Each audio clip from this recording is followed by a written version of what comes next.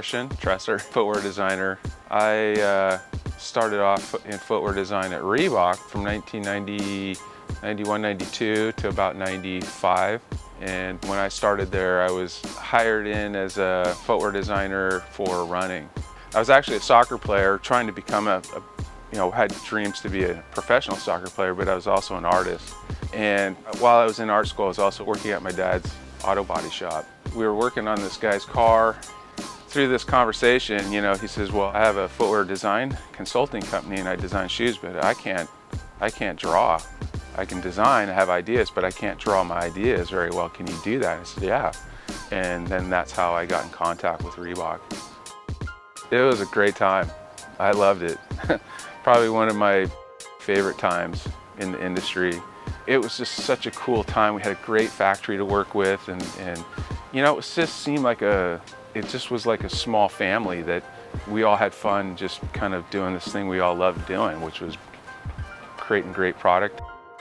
It's hard for me to think back on it. It was a running shoe, obviously. I was so new to the brand.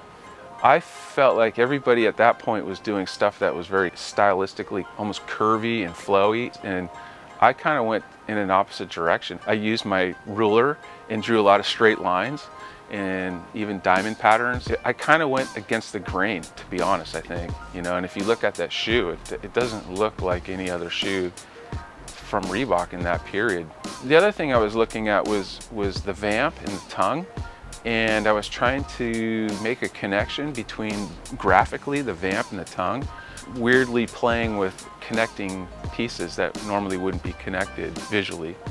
I'm always kind of torn in a weird way because I'm a designer and I want to create something visually cool, but then I think about its performance when I'm designing it. So how is it going to feel on my foot? How are the pieces going to come together so there's nothing like pinching and making it perform better?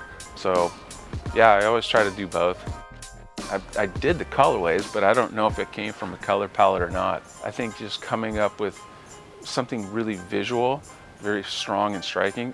I'd love to give you some kind of technical reason, but I think I was just going with my instinct. To have it be the first shoe that I worked on at Reebok is just, it means a lot.